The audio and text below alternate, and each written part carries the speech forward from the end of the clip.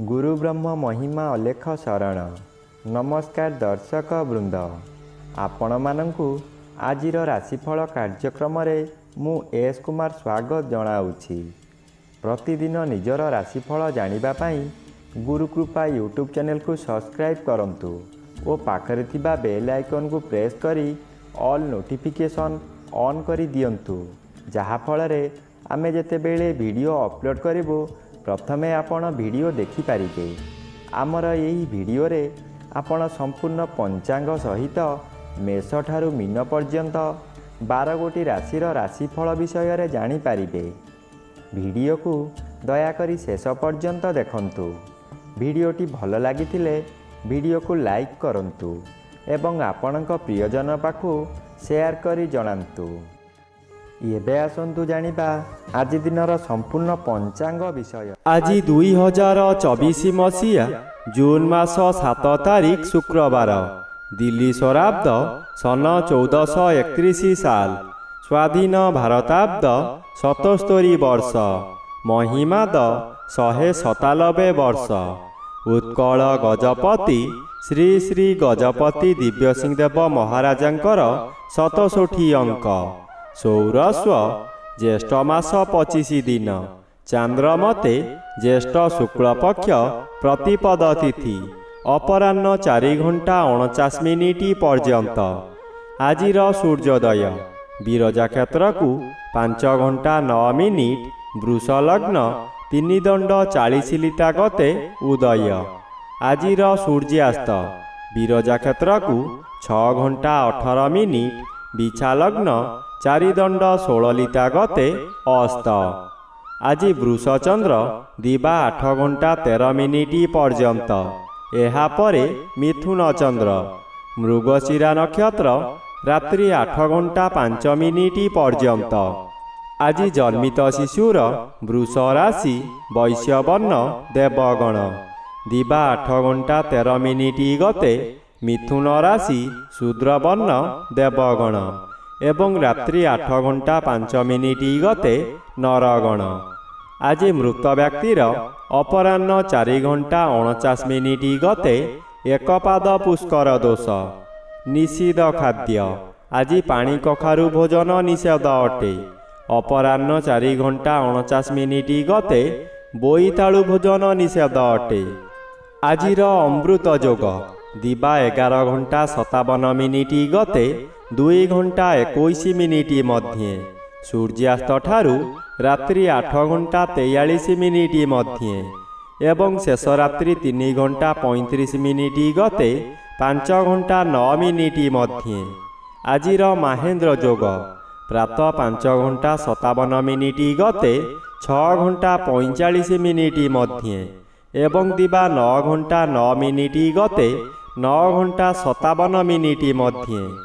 आजिर काल बेला एवं 12 बेला दिबा 8 घंटा 26 मिनिट गते 11 घंटा 43 मिनिट मध्ये। आजिर काल रात्रि रात्रि 8 घंटा 55 मिनिट गते 10 घंटा 16 मिनिट मध्ये। आजिर राहु काल पूर्वाह्न 10 घंटा 30 मिनिट ठारू 12 घंटा मध्यरे। आज दिबा 8 घंटा 13 मिनिट मध्ये बिछा राशिर घात चंद्र, एहा परे कन्या राशिर घात चंद्र। रात्रि 8 घंटा 5 मिनिट गते कुंभ राशिर घात नक्षत्र। अपराह्न 4 घंटा 49 मिनिट गते धनु राशि और मीन राशिर घात तिथि। बिछा राशि धनु राशि और मीन राशिर घात 12।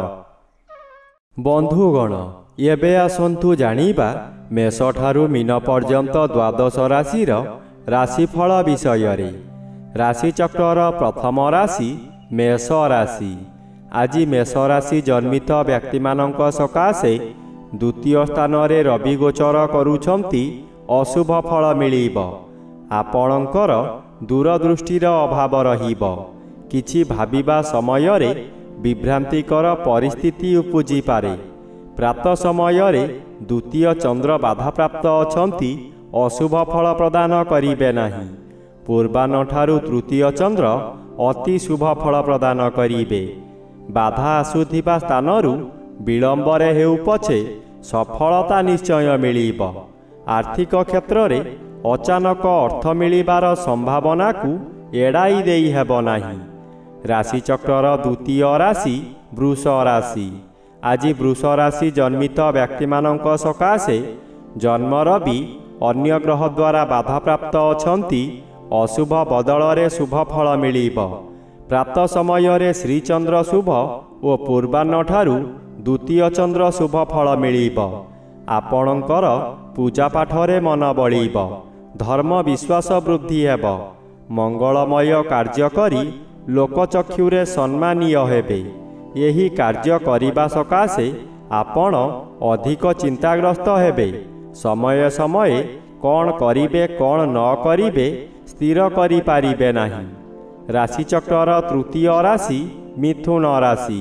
ଆଜି ମିଥୁନ ରାଶି ଜନ୍ମିତ ବ୍ୟକ୍ତିମାନଙ୍କ ସକାଶେ ଦ୍ୱାଦଶ ରବି ଓ ପ୍ରାତ ସମୟରେ ଦ୍ୱାଦଶ ଚନ୍ଦ୍ର ଅନ୍ୟ ଗ୍ରହ ଦ୍ୱାରା ବାଧା ପାଉଥିବାରୁ ଅଶୁଭ ଫଳ ମିଳିବ ନାହିଁ। ପୂର୍ବାହ୍ନଠାରୁ ଶ୍ରୀଚନ୍ଦ୍ର ଶୁଭ ଫଳ ପ୍ରଦାନ କରିବେ। ନିଜେ ସାବଧାନ ରହିଲେ ବଡ଼ ଧରଣରୁ କଳହରୁ ତ୍ରାହି ପାଇଯିବେ। ଆପଣ ଏହି ସମୟରେ ଅନ୍ତିମ ଯାତ୍ରା ସକାଶେ ଧର୍ମ ସଞ୍ଚୟ କରିପାରିବେ। ଦାନ ଧର୍ମ କରିବେ। ମାୟାମୋହ ଆପଣଙ୍କ ମନରୁ ଦୂରେଇ ଯିବ। ସାଧୁ ସଙ୍ଗ କରି ପୁଣ୍ୟ ଅର୍ଜନ କରିବେ। ରାଶିଚକ୍ରର ଚତୁର୍ଥ ରାଶି କର୍କଟ ରାଶି। ଆଜି କର୍କଟ ରାଶି ଜନ୍ମିତ ବ୍ୟକ୍ତିମାନଙ୍କ ସକାଶେ ଏକାଦଶ ସ୍ଥାନରେ ରବି ଗୋଚର କରୁଛନ୍ତି। ଶୁଭ ଫଳ ମିଳିବ। ଏହି ସମୟରେ ଆପଣ ଯାହା ଚାହିଁବେ ତାହା କରିପାରିବେ। ବହୁଦିନରୁ ଯେଉଁ କାମକୁ ଅପେକ୍ଷା କରିଥିଲେ ଏବେ ଅପେକ୍ଷାର ଅନ୍ତ ଘଟିବ। ଅଚାନକ ଆପଣଙ୍କର ଧନ ବୃଦ୍ଧି ହେବ। ବ୍ୟବସାୟରେ ଆୟ ବୃଦ୍ଧି ହେବ। ପୂର୍ବାହ୍ନଠାରୁ ଦ୍ୱାଦଶ ଚନ୍ଦ୍ର ଅଶୁଭ। ହଠାତ୍ ଏପରି ପରିସ୍ଥିତି ଆସିବ ଆପଣ ବହୁ ବ୍ୟୟ କରିବାକୁ ବାଧ୍ୟ ହେବେ। ରାଶିଚକ୍ରର ପଞ୍ଚମ ରାଶି ସିଂହ ରାଶି। ଆଜି ସିଂହ ରାଶି ଜନ୍ମିତ ବ୍ୟକ୍ତିମାନଙ୍କ ସକାଶେ ଦଶମ ରବି ଶୁଭ ଫଳ ପ୍ରଦାନ କରିବେ। ଦଶମ ସ୍ଥାନ କର୍ମସ୍ଥାନ।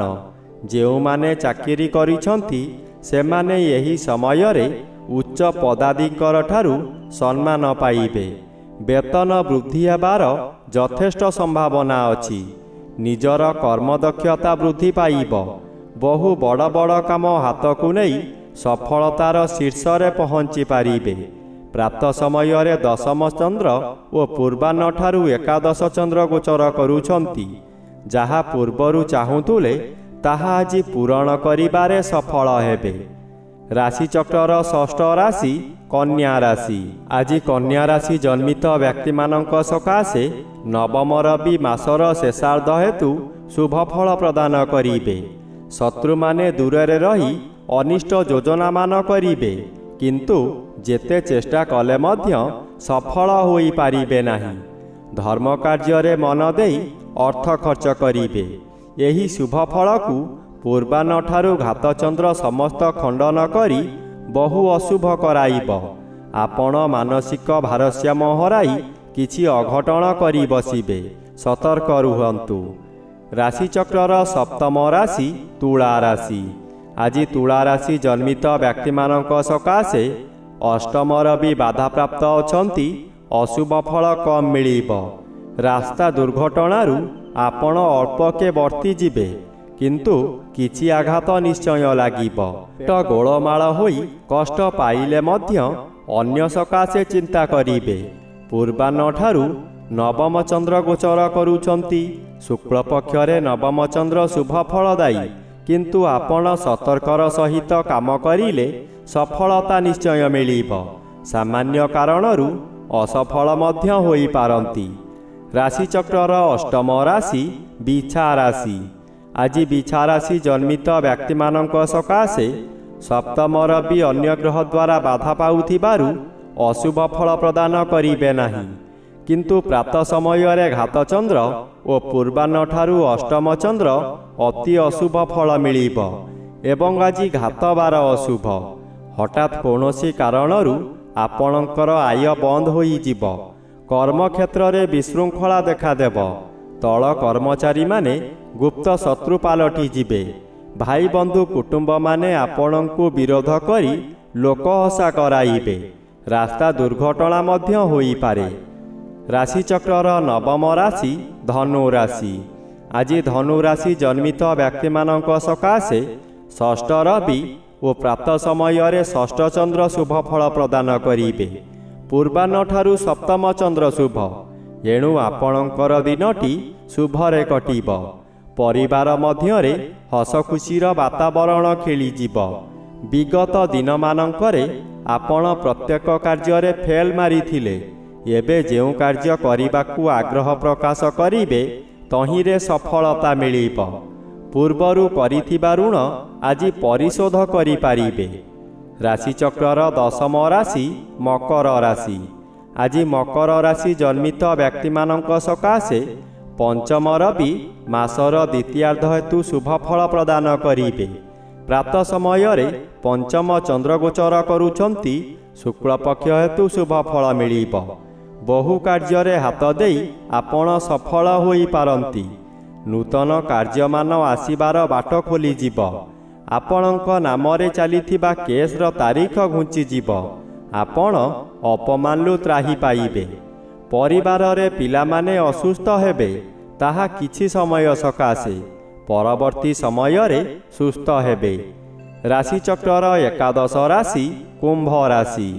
ଆଜି କୁମ୍ଭ ରାଶି ଜନ୍ମିତ ବ୍ୟକ୍ତିମାନଙ୍କ ସକାଶେ ଚତୁର୍ଥ ରବି ଓ ପ୍ରାତଃ ସମୟରେ ଚତୁର୍ଥ ଚନ୍ଦ୍ର ବାଧାପ୍ରାପ୍ତ ଅଛନ୍ତି। ଅଶୁଭ ଫଳ ପ୍ରଦାନ କରିବେ ନାହିଁ। କୌଣସି ବନ୍ଧୁ କିମ୍ବା ମାତୁଳ ପରିବାରରୁ ସାହାଯ୍ୟ ମିଳିବ। ଅଚାନକ ମାତାଙ୍କ ସମ୍ପର୍କୀୟମାନେ ଆପଣଙ୍କ ମନୋବଳକୁ ବୃଦ୍ଧି କରାଇବେ। ଆର୍ଥିକ ସାହାଯ୍ୟ କରିପାରନ୍ତି। କର୍ମକ୍ଷେତ୍ରରେ ସାହାଯ୍ୟ ସହାନୁଭୂତି ପାଇ ଉନ୍ନତି କରିବେ।